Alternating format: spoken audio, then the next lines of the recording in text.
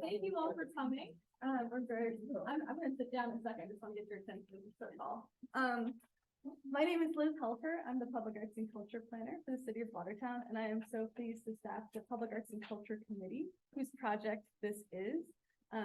Edible Plants 2023 is an exhibition hosted by the committee as part of a larger umbrella project called Edible Watertown, which I'm very proud to say is the brainchild of Sally Young, who's sitting next to me. Yay.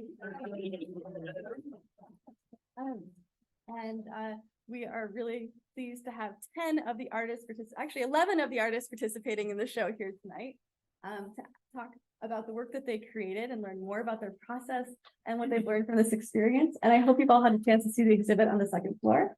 If you haven't, go into the you will have further opportunity to see it. It will move to the Till Wave Gallery on Arlington Street for the month of December, and then it will go to the Mosesian Center for the Arts, and the artwork will finally be auctioned off in March. So if you have your eye on anything, come back, spend some money on it.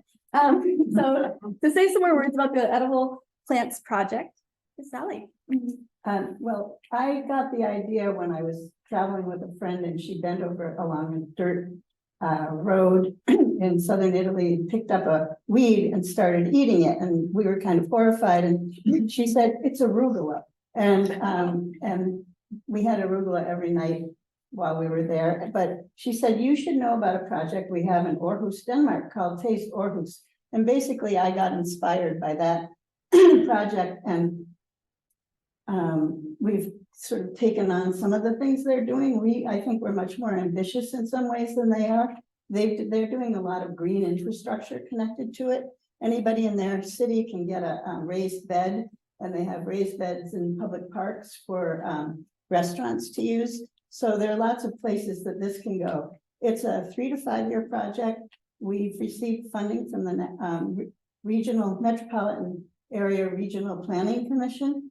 And it's a generous grant that's funding a lot of what we're doing. We have generous, or what we consider to be pretty generous stipends for the artists and the writers. And we're hoping that the work of this project will get people to tune into the natural world and become better stewards of it. So we're excited. And we also, as part of the grant, we hired student interns to work in the school gardens. This past summer, it hired an educator to work with them, and that was extremely successful, and will become an even more robust program next summer. So welcome. And it's always fun when we finally get to meet the artists. And then this time we have our writers as well. The third iteration will be visual artists and chefs, and we'll do a cookbook. Yes. So the first question is, can you please introduce yourselves? Tell us a little bit about the work that you generally make, and tell us which work you created this time. We're going to go down the line here in the room, and then we're going to move to virtual. Okay, you're up. Okay, thank you, and thanks for the chance to be a part of this. So I'm Jason Firing, and I drew the common mullein plant upstairs. So this was actually kind of one of those serendipitous events where I've been about a year or more ago. I really kind of spontaneously got interested in the weeds growing around I bought a fixer-upper studio that's in a kind of industrial neighborhood, and it has a lot that was just a completely unmaintained gravel parking lot area. So it's 100% weeds.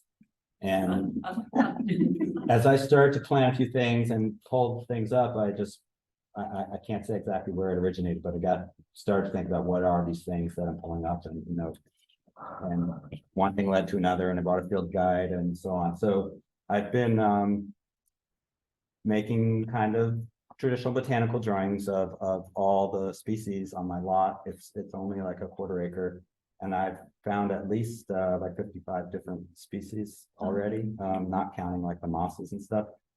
So it's pretty remarkable, and still going. Like I still find new things, and I'm waiting, for the spring to see what happens next.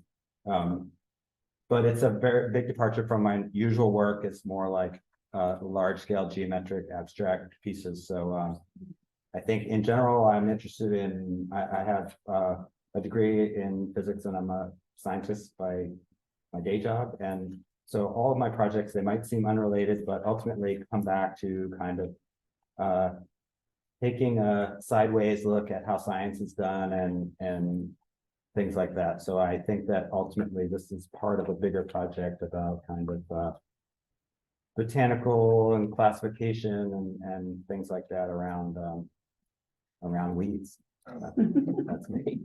That's fine. Hi, I'm Jake. I'm Jake Tringali. I am a writer here in Boston, living out of Rossendale. I'm a writer and a performance artist. I perform poetry in between rock and punk bands at some of the local venues around here. I've had some of my poetry in literary journals, at Burning Man, at Boston City Hall, and now here at Watertown, which is fantastic. Yeah, I wrote about Spice Bush. Does anyone here own a Spice Bush? No, I own one Spice Bush. I'm Jordan, Jordan Escobar. I wrote the poem about pokeweed, and I'm a poet, so I mostly write poetry. And a professor at a couple colleges around town. Mostly I write poems about being outside. I had a lot of time working in agriculture growing up. Just had a book come out in the spring with poems kind of around those experiences working in agriculture. So this was kind of, when I saw this opportunity come up, it was sort of a natural extension of these sort of the ideas and things, the food we get from the ground, that kind of thing, just already kind of in my wheelhouse. So I was glad to participate. Did you say what your plant was? A pokeweed. Pokeweed, great. I'm Patrick Merrill. My plant is comfrey. I did not ask for it. I let comfrey fall upon. I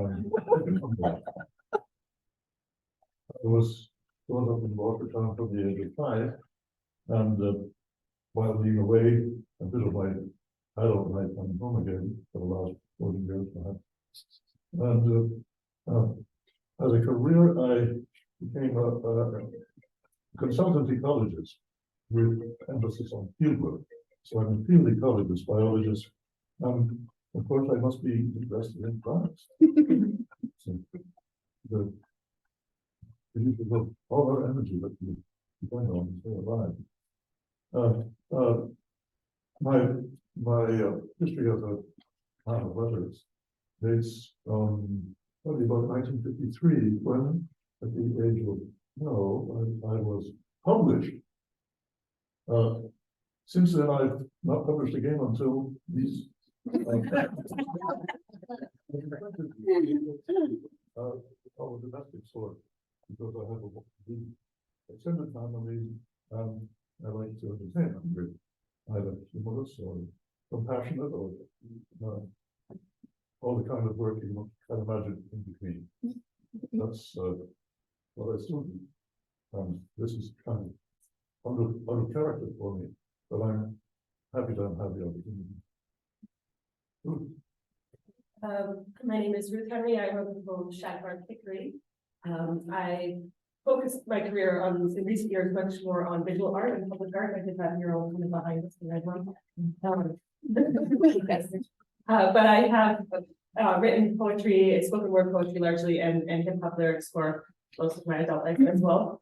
Kind of on this more of on the side thing. And I think usually I write and make art a lot about community and how to create more just and harmonious experiences within and across communities, and kind of calling in collective imagination around that question. So this was an interesting one to write because it was really just about this small community, me and this tree, and kind of how we related with each other. So it was a nice invitation to go inward for me. In writing. Yeah, thank you. I'm Patty Cassidy. I wrote Legends of White Yarrow. And the interesting thing was for the last several years, I've been trying to transfer my front yard into a messy lawn, from a messy lawn into an herbal garden with herbs and, native plants and flowers. And this year I had said, oh, I just read in my book about yarrow. This is amazing. I really want this herb. And then this opportunity came up that it was a no-brainer. So my usual writing, I've always been a writer. I was a freelance writer, I was a poet. Most of my life I was a playwright. And I've done stuff for stage and for audio. Most of my stuff's now is on podcasts and things. But I recently went back home to poetry. And so there's that feel, I hope, in the piece. Wonderful. All right, we're moving online. I'm gonna go in order of how I see you on the screen. So Bob, you are it. Let's see if I got the sound right. There, Good. I'm unmuted. Can you hear me all right? Yeah. Great. Okay, great. Thank you. Well, I'm Bob Benson. I'm coming to you from Oneonta, New York, a little community about midway between Albany and Binghamton. And I'm grateful to all the powers that be there to have organized this and invited me in. I wrote on the prickly wild rose in conjunction with the artist Leslie Evans. And when I got the commission assignment, I was excited. Then I realized, oh, I'm in trouble because I don't know anything about the prickly wild rose, even though I picked it and it was given to me. So I thought, well, I better look into that.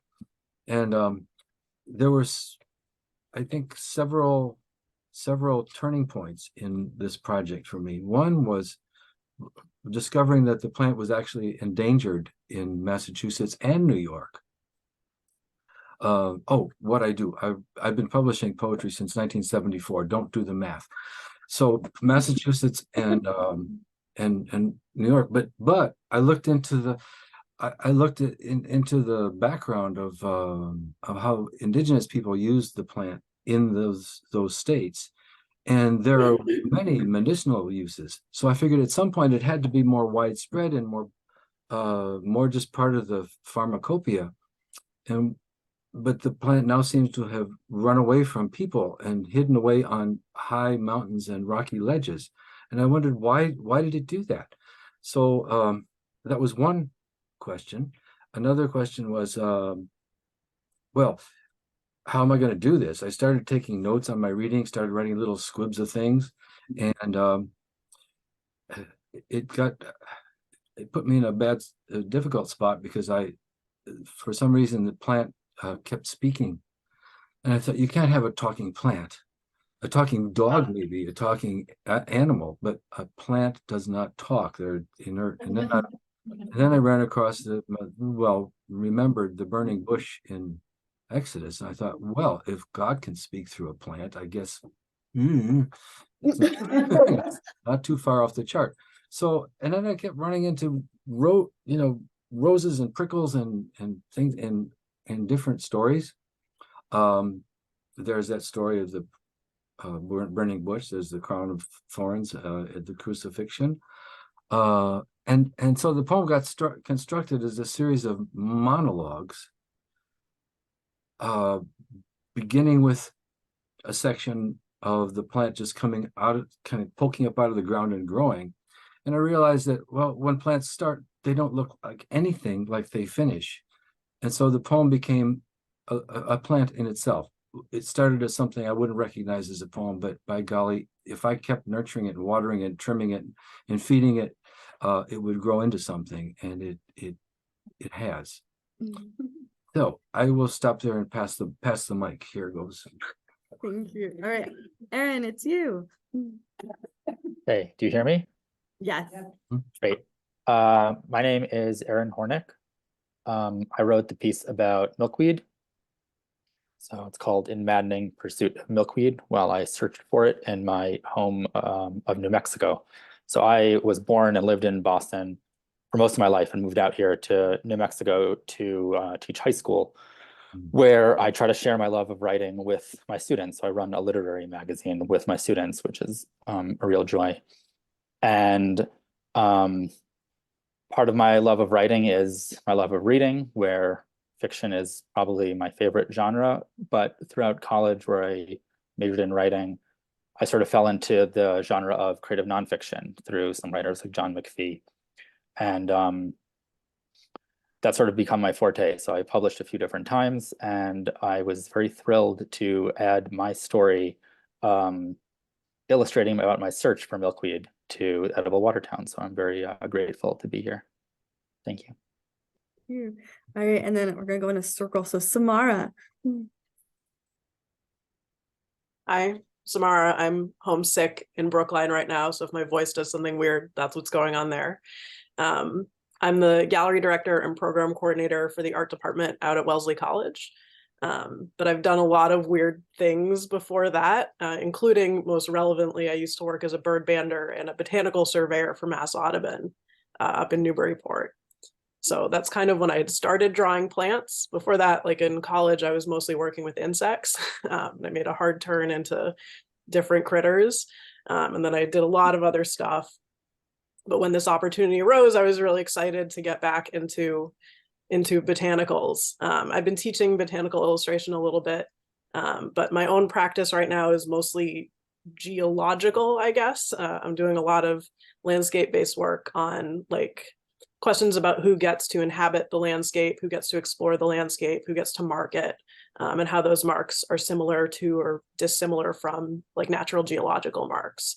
And I mostly work in pen and ink, which is very different from the exuberant gouache red clover piece that I did for this. It seemed kind of up in my mind at the time, but yeah, that's where I'm coming from. Thanks. Great, thank you. And Jennifer. Hello, my name is Jennifer Tucker, and I did the milkweed, partnered there with Aaron. Aaron, did you ever find it? I'm wondering. I found it out near the Grand Canyon with my botanist friend. So yes. Wow. Yay, good. Okay. Well, I'm a photographer and an herbalist, and that probably goes back all the way to the early 70s. So, Bob, you're not as maybe the oldest one here. Anyway, this project is dear to my heart because as an herbalist, bringing the community to the plants and the plants to the community is what I've done by private consulting as well as teaching workshops and trying to create people with a little bit of ground to do something to bring in the medicinal plants closer. So all these plants that were part of your project, well, most all of them I've probably used at some point for myself first, and then for clients using medicinal ways of teaching them how to create things out of them. So the photograph is done without a camera of the fresh milkweed plant that grows on the farm that I live on. I didn't plant them. I also love all the weeds because the weeds are probably all of our medicinal plants. So the first person who spoke, I'm happy to hear you're learning about your little square parts of what you have around you. And so I think what's interesting to me was creating that piece of work on canvas, because most of my photography is on paper, inkjet print. But the image itself, not created on a camera, but was created on a scanner bed. So the plant feels more like it's offering itself, almost like a very intimate portrait between me and the plant that volunteered, because they wave at me when they're out in the field, and that is getting my attention as if they're volunteering. So that's like a collaborative artistic creation that I feel is a mutual project together. One last quick thing was how this affected me, it was very interesting, but the deadline for turning the work in was September 22nd, I believe.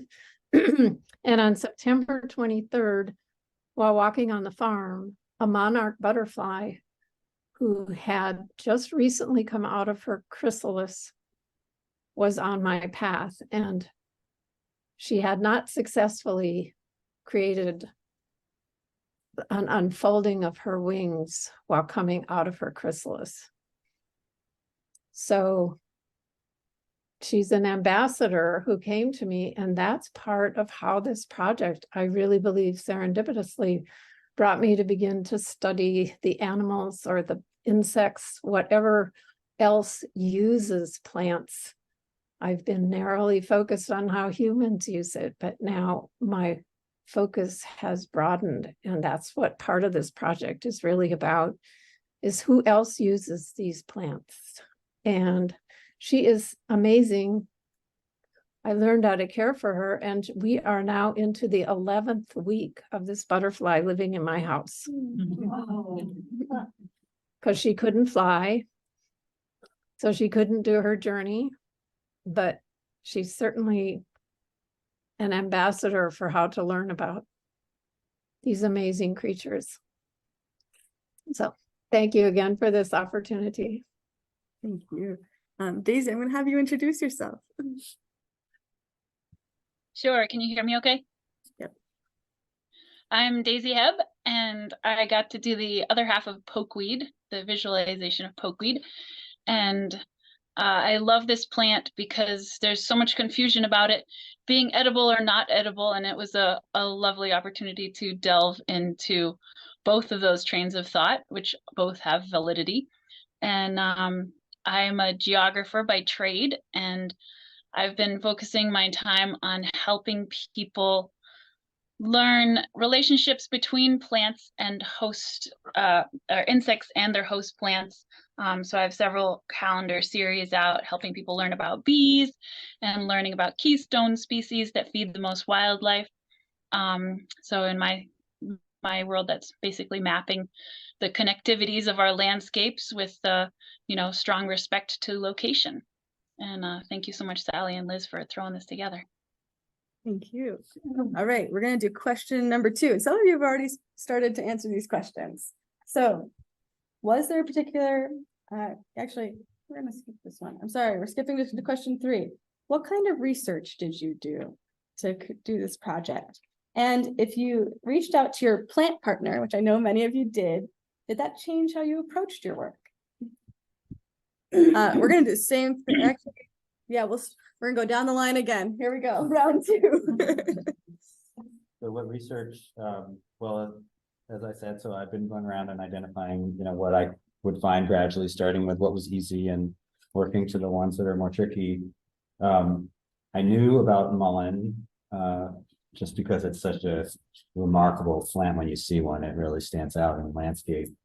I didn't have any on my lot at the time. And it's funny because we had this pretty short timeline, and everyone wants the flowers. Like mullein, if you don't know, is a 2-year species. So the first year it's just the little big flat rosette in the grass, and then the second year it sends up that dramatic spike. And so I had to go find one. And it was like right at the flowering time that we were working on these, to get in to the deadline. So I spent some time, driving around the so-called abandoned areas of town to find a nice specimen that, I wouldn't mind pulling up, and because I do everything from I bring it back uprooted to the studio and work right from there.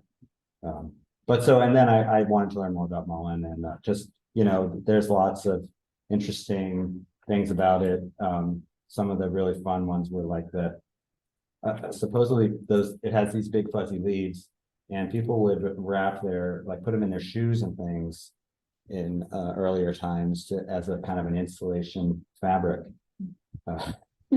And another, just the other day, now my eyes are looking out, and there's this famous painting by Bellini, St. Francis in the Desert, and it was lately highlighted because it's on display at the Frick in New York. And lo and behold, in St. Francis's little herbal garden, he's standing there. And there's a lot of, carefully rendered plants, and there's a beautiful mullein right behind him. So check that out next time you look at that painting. And did you reach out to your plant partner? I did not, but we met at the first event. Great. Hi, I wrote about Spice Bush. I did not know about Spice Bush before. As I mentioned, I now have one in the front yard of our house. Watered it every day, communed with it every day, but it didn't really tell me too much about it. Other than it had a spider living a little bit. I went to the library. I went to the Chinatown Library, and met with my librarian to be there, and she got me the one book that was available. It's a children's book. It was 10 pages long. And it told me about the caterpillars that live in and around it. And then I went to the internet and I found that Spice Bush was used in Appalachian hedgecraft, a form of Wiccan witchcraft. So I reached out to my Wiccan friend in California and I said, hey, do you know anything about Spice Bush? He's like, yes, absolutely. Absolutely. These are the resources you need to find out. You can talk to this person, you can talk to that person. So I kind of followed up on those things. And that's how I ended up writing more about like a fantasy world based off of, I guess, the natural energies of Spice Bush. So yeah, it was a fun little research project as well. Did you reach out to Lena at all? Did you guys I connect? did, we just never got Never. a connection. Cool. Well, I did pokeweed, and kind of my reasoning for selecting that was, I had worked at the Franklin Park Zoo as a zookeeper for a number of years, and, while I was there, part of their task was pulling up toxic weeds and identifying toxic weeds so the animals wouldn't consume them. And one of the weeds on our list was pokeweed. So I was already kind of familiar from it in those. I thought, oh, I wanted to pick one that I knew. And then I just kept on doing a lot of more research about it and realized actually it's not, as Daisy was indicating, not toxic in every scenario. And there's a lot of cultures and people that consume the leaves. And so it's like, oh, this is actually pretty, I'm learning. I always thought it was just a really poisonous plant. And so that was, sort of kept on thinking about that. And then I just kept on identifying pokeweed everywhere I would go around town, and noticing actually it's a lot more places than just the zoo.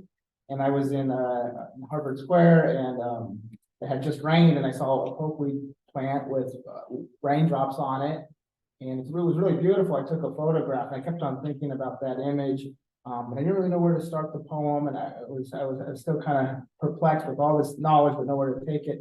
And then Daisy actually emailed me with like a draft of her image, and it was actually very helpful, and that kind of got it going. And so I had that brainstorm and the image, and then Daisy emailed me again and said, hey, I'm going to add a catbird to it. And I didn't really know too much about catbirds, but I thought that was like a really interesting name for an animal, a catbird. Like, it's not, we think about like a cat that has whiskers, okay, it's but a catbird doesn't. So then I was reading about catbirds, and they're named that because they make this vocalization that sounds like cats, which I didn't really know.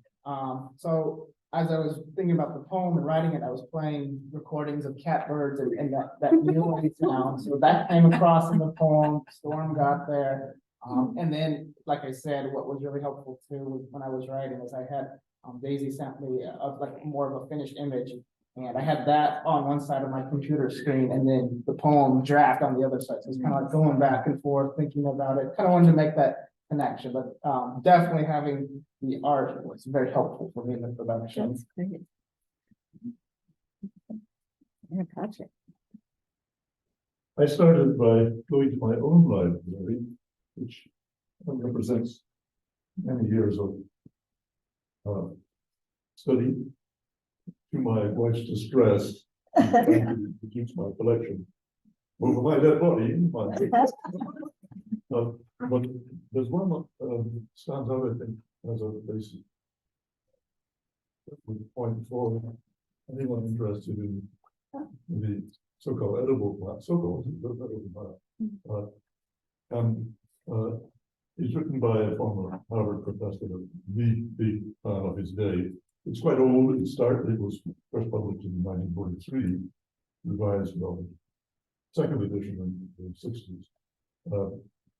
But is a good compendium of the record that he accumulated along with none other than Alfred Charles Kinsey on the subject of usable plants. He identifies about 1,000 species of plants growing in this country.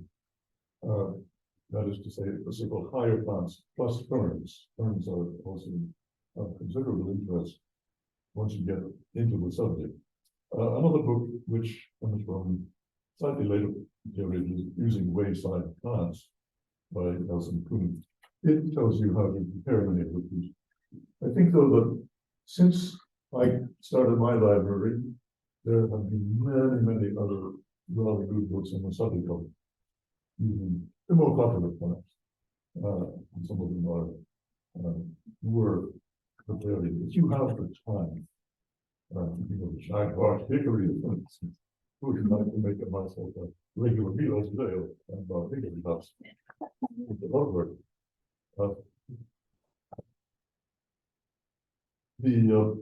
Most of my research was done online because there's just so much information there and misinformation. Let's say information from a certain point of view, depending on just how you fancy using the comfort.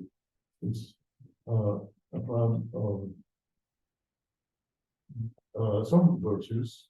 I should probably say many vices.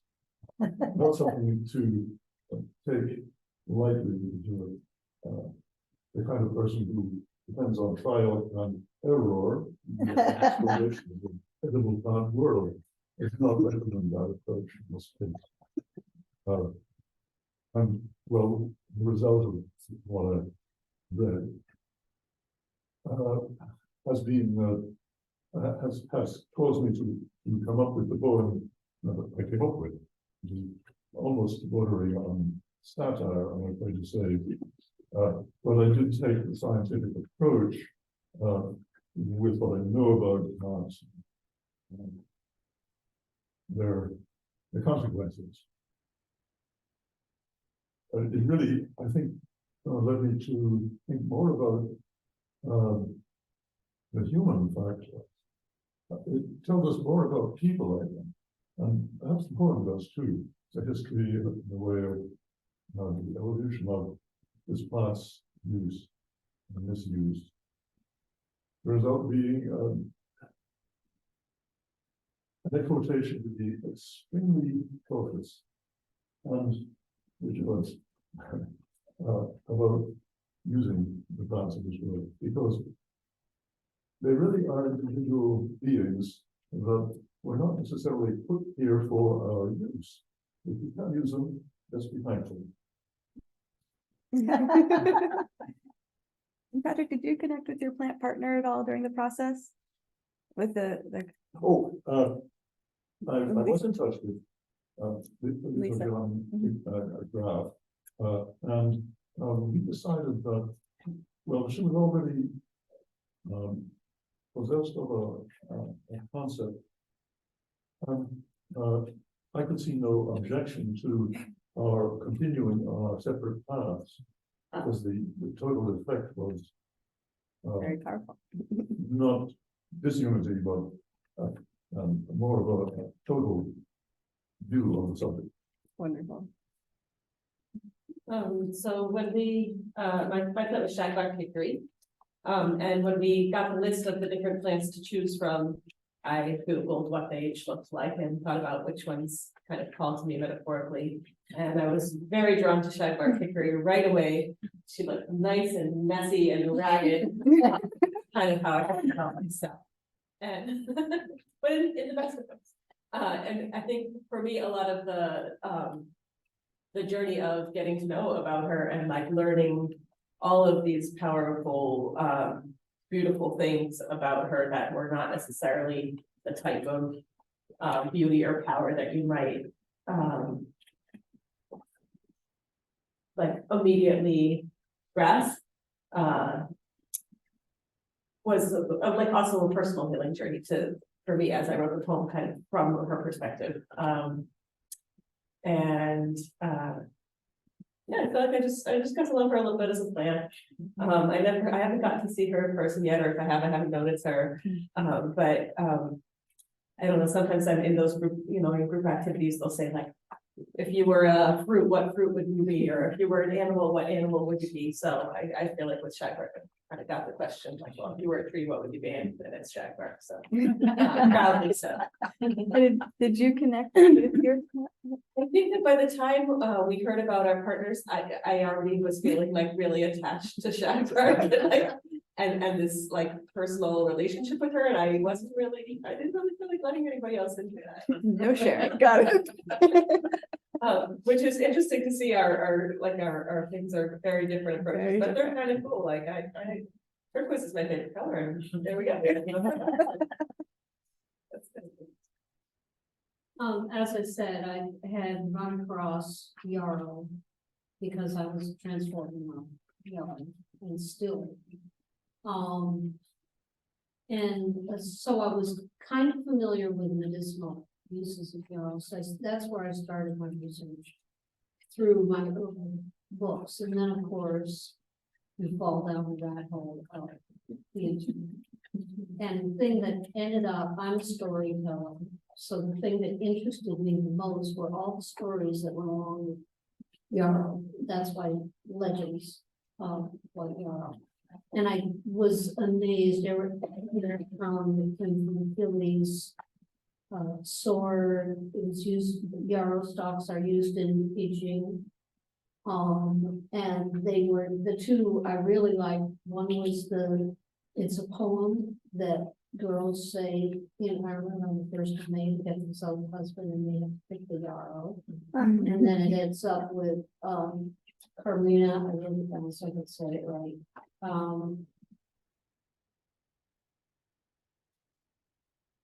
The Carmina. I forgot.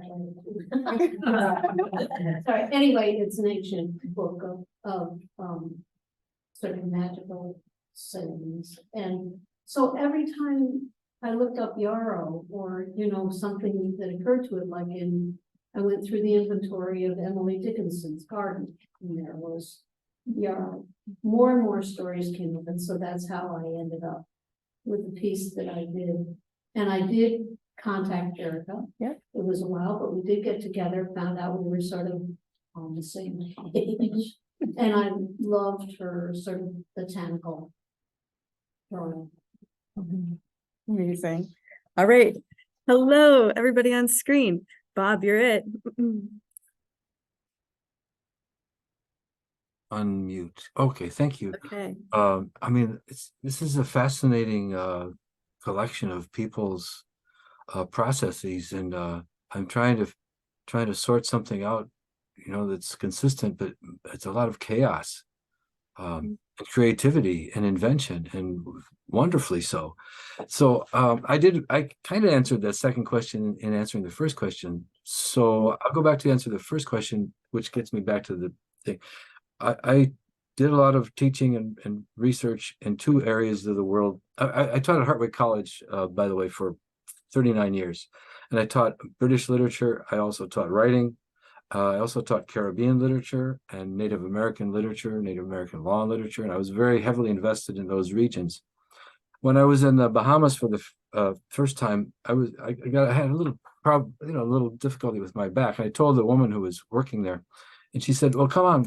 So we walked around the building, and she said, "You see this here? This is the pain in the back bush." So she picked the leaves from the pain in the back bush and had the lady in the kitchen make up some tea. And I had the tea, and I thought, that's really, there's more to this story, but that started me on this way. And but I wonder who in the world would have discovered that bush particularly was good for a pain in the back. Did people go around picking random leaves and boiling them, thinking, I wonder if this will work? I wonder if this will work. What was the process? And in looking at the research into Iroquois and other pharmacological uses of plants, whoever would have taken the tea from the leaves of the prickly wild rose and boiled them up and put into a tea and then cooled it and then dropped it in the eyes to cure the white eye blindness, whatever white eye blindness is. So I thought, how did people discover the use of these plants for particular ailments, especially when they're combining different plants in different ways, the root of them and scraping them and the sleeves and the stems. And so I imagine that in part of the poem. So that's the plant itself gives its secrets to this woman. And that was my process of research. And did you connect with your plant partner, Leslie? Yes. I know you said it before, but Oh yes, we That- we discussed a lot of things. She was having a hard time because she couldn't actually find the plant because it's rare. Yeah. And she was a little frustrated. She couldn't work from life, but we discussed that, and we encouraged each other. We encouraged each other a lot. So that was very helpful. Thanks, Liz. wonderful. Thank you. Erin. So I chose milkweed because I have some memories early on in my life of finding it in the field with my family. My dad's a big naturalist guy and always carries around tons of guidebooks whenever we'd go on hikes. So can't walk as far because he's always weighed down, and doesn't matter because he always wants to stop a million times to check out every plant and every tree and every bird. And yeah, speaking of catbirds, I grew up being a birder most of the time. So delving into the world of plants was a little bit new for me. I knew about milkweeds. I knew about their relationship with butterflies, with monarch butterflies in particular. But as anyone who's seen my piece might see, is that there are other butterflies as well. So the monarchs are pretty famous for their reliance on the milkweed. But I wanted to write about some experiences that I'd had that were very inspiring for me in my love of nature with the eastern tiger swallowtail. And I wanted to write about not just the memory, but also about new experiences. So for part of my research, I wanted to find milkweed. And I, like some of the other my colleagues here in this group, I had a lot of trouble finding milkweed. And I spoke to people, my colleagues at work, my fellow teachers. I spoke to my friends, including one who's a botanist, and he gave me advice on which specific guidebooks to get. It was all to no avail. So I ended up writing a lot about my frustrating search for milkweed and the interesting interactions I had. And I was actually in Nicaragua when I first found out that I got this this assignment. So I started out by talking to my Spanish teacher and asking, learning all the words that I didn't know about stems and sap and things like that, about how to find it. And everyone knew about milkweed, but no one could actually direct me to it until right at the very end. I think it was like I'd already written the piece, but shortly before the final date, I met up with my botanist friend and he found some for me. But I'd already written this piece that I felt captured the way that milkweed and its relationship with animals, specifically butterflies, had inspired me, my own love of nature. And I did connect with Jennifer, and it was very nice to like have a compatriot out there, have a colleague and an ally working on the same aim and the same goal. And it was nice to hear about her process, and very nice to see her work in the end, which I hadn't seen until the actual opening event. So yeah, thank you. Well, thank you. Samara, and your friend. Yeah, this is Batya, my studio assistant. Very. So yeah, I mean, I did the research. I have a pretty research heavy practice in general, right? I do a lot of field work.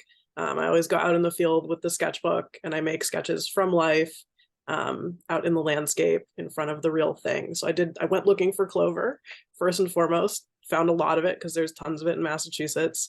And the two kinds we have here, there are a few more, but the two predominant kinds are the red clover that I had and white clover. So I was looking really specifically for like, what are the characteristics that distinguish them other than the color? You know, before the flowers come up, what are the easiest ways to tell one from the other? Because I knew I wanted that to be part of the piece, probably part of the composition or something like that. And then what I always do once I've done the field work, I go and I do research. I work for a college, so I'm either blessed or cursed with like an excess of library access, depending on how you think about it. So I did do a lot of work in the library. We actually have a dedicated art library at Wellesley, which is pretty amazing. And then in the regular library and the science library. And I was looking for just information about clover in general, how red clover has been depicted in art, and how it kind of recurs in literature. And one of the things that kept coming up over and over again was this idea of abundance, right? When you see red clover appear in art, or maybe especially in literature, you see things about like fields of clover. You don't usually see clover referred to as a singular beast, a single flower by itself. It's always like clover is happy with a lot of its friends. And that sense of abundance started to like become something that was really important to the piece, right? It's an edible plant both for people and for livestock. And so when you have a lot of it, like things are going to be good for the community in a lot of ways. It's really important for pollinators. It's important for larger animals, and people can use it too. So I knew as the research was kind of coalescing around this idea of I wanted something about like the diagnostic characteristics, and then something about the sense of abundance, both of which I tried to work into the composition of the actual painting. Yeah, I did not connect with my writer partner. This was all kind of happening at the run up to, and then in the very beginning of the fall semester. If anyone has worked in academia, that can be kind of a wild time. So I just really tried to keep my head down and get things done in the time that I had, and not like add complexity to the process. Sorry.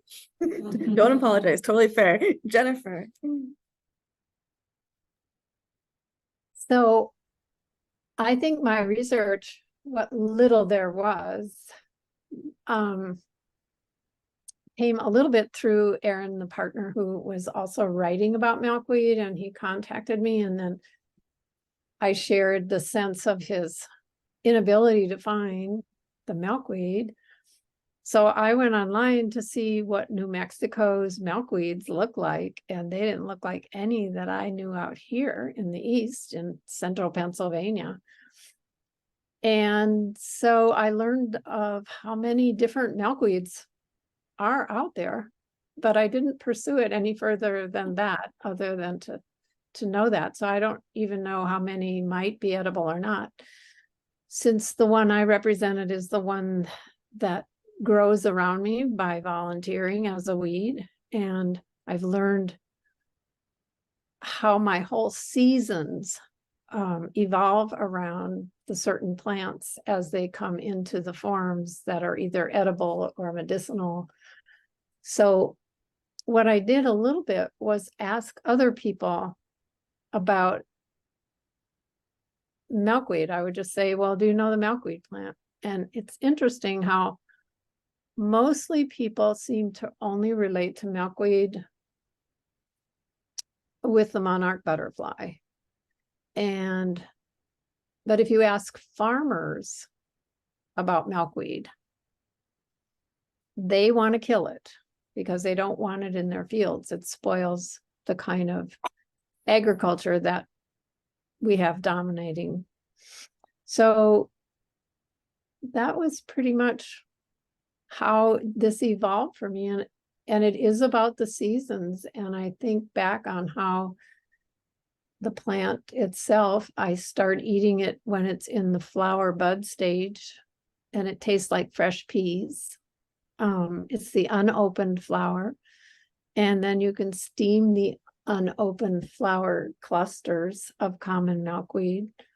And I like to do that and add them into food. And then the next season is the open flower.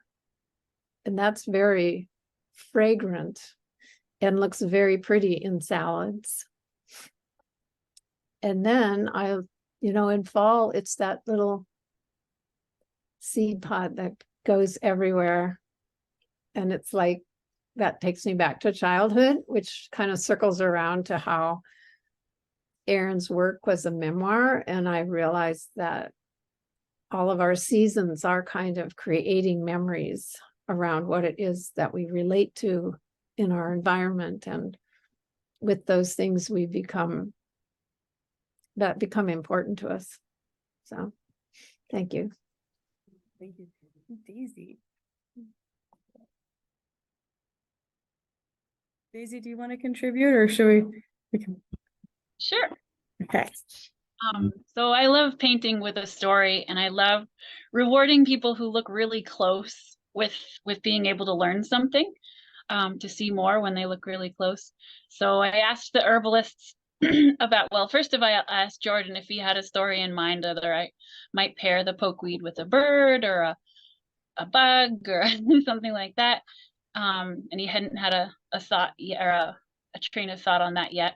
So I asked the herbalists, and turns out some of them are swallowing a pokeberry a day, careful not to chew the seed because that was full of poison. And then I asked the musicians, a friend of mine is a musician, he's like, oh, poke salad Annie. So from them I learned that it was certainly not, it was edible, but it was certainly not food for those higher on the hog. It needed like a thrice boil. And then I have a lovely 7 and 11-year-old neighbor of Micmac heritage, and they use the pokeberries for makeup on their faces. And I don't know how good or bad that is for you. And then finally I landed on with the biologist's story, and pokeweed is a pretty essential food source for the gray catbird before its migration. So those birds are filling up on pokeweed for fuel to migrate. Very cool. Thank you, Daisy. All right. Would you like to ask our final question? This is one we have only until 8 o'clock, and we're supposed to clear out, but we can go a little bit over because the library doesn't close it till 9. But has participating in this project changed how you view the natural world? And if so, how so? You get 1 minute each. Go ahead.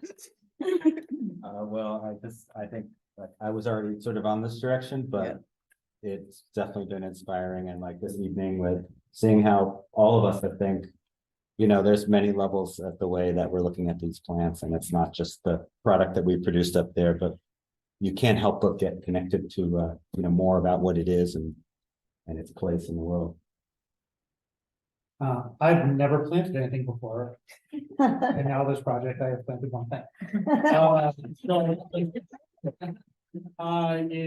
It's having a rough time right now.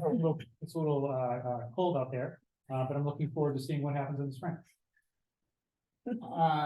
Like I said, my previous exposure to pokeweed had been that it's a toxic plant, and so this experience made me think about, well, maybe it's not always toxic, which by extension, sometimes we make these arbitrary categorizations about toxic or not toxic, useful or not useful, but it's really contingent on situations. And I think that was something I kind of really was able to take away from this process. It's just kind of maybe where do we make those marks, and do we need to really make those divisions all the time?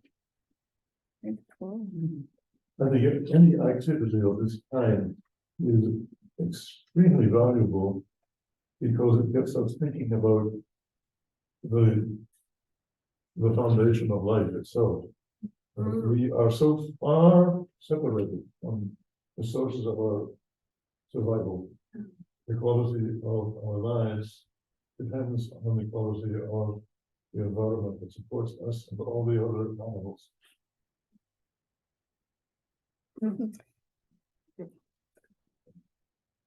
Yes.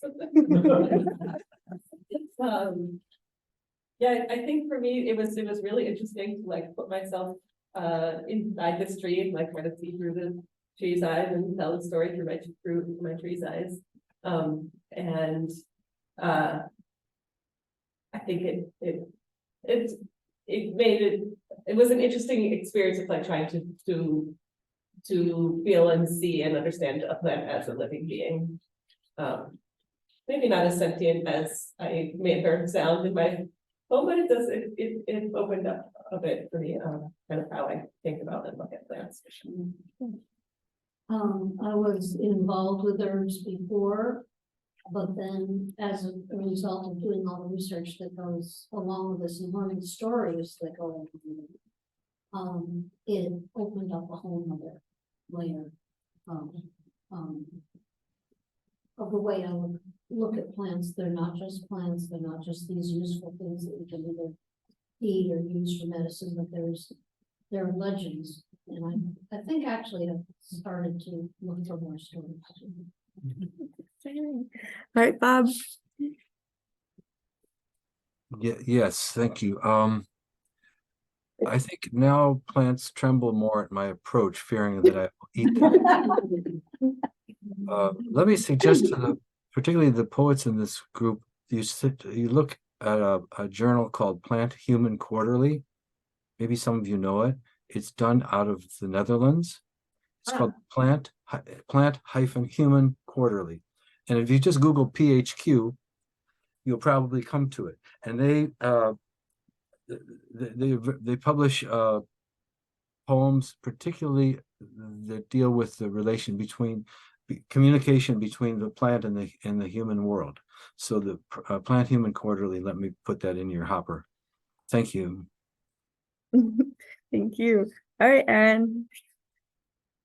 I just wrote that down, Bob. Thank you. So besides my dad's guidebooks growing up, which he shared with me when I started getting my own guidebooks, I always had bird guidebooks. So the two guidebooks that I got for plants, specifically for the Southwest, are my first ones. And it's basically a new world, a new plant ocean to delve into. So it's sort of opened up a new door for me. Very exciting. Samara. All right, I'm going to get real botany nerd for a second here because nobody can stop me. Now, I always thought about clover as like little puff balls, right? Like a round puff ball. And I knew that it was in the Fabaceae family. And if you don't know, Fabaceae is broadly the pea flower family. And a lot of the flowers in this family have this really distinctive, weird shape where instead of like, a radius of petals or whatever, they have this like banner keyhole in the middle. I can't do this on Zoom, and the wings on the side. This like really distinctive structure that doesn't seem to have anything to do with clover. And I never thought of clover as having the distinctive Fabaceae family structure. But I had to look at the darn things so closely, and I made so many super close field sketches as part of this piece that I realized the individual little flower spikes in a clover head, each one of those actually is the distinctive pea flower Fabaceae shape. They have the banner, the wings, the keel. You just have to look really, really closely. And so doing this project literally did change how I see this thing that I see all the time in the local environment. And I'm now like, not to say my mind has been exploded. This isn't news to anyone in botany, but it really did change how I saw this, what I thought was a very familiar plant in my own backyard, which I super appreciated. Well, Jennifer. Well, I think that your format and how I've learned so much by the diversity of all of everyone who's contributed, I'd sort of like to bring that to my community as well. So I think, I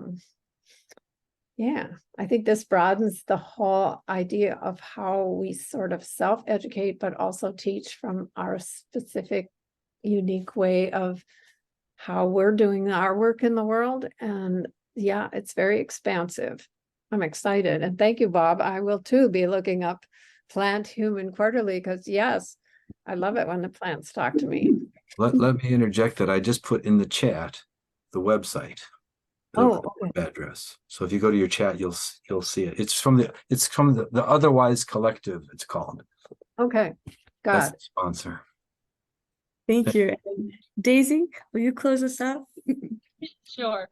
A couple years ago, I was at a nearby town's small business kind of powwow, and I remember a young woman asked me if I thought that basically learning about our native plants and ecology and restoration of ecosystems had to come from top down or bottom up. And I'm like, civic leaders are usually the last to know. Well, Liz, Sal, you broke that mold. Thank you. Happy to do it. Bravo. I'm so impressed. So, That was an honor. Thank you. Thank you all so much. We did have a couple more questions, but everyone really did a wonderful job answering. I want to give everybody a round of applause. Thank you.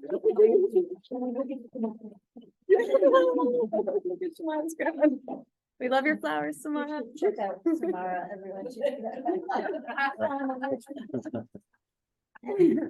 This is your opportunity to ask all the artist questions, except we're gonna break format so we can put away chairs before the library closes. So please, come and talk to the artists. Everyone who's on Zoom, if you would like to stick around, you absolutely can. I'll leave the laptop open if anybody wants to come talk to you. Otherwise, feel free to disappear.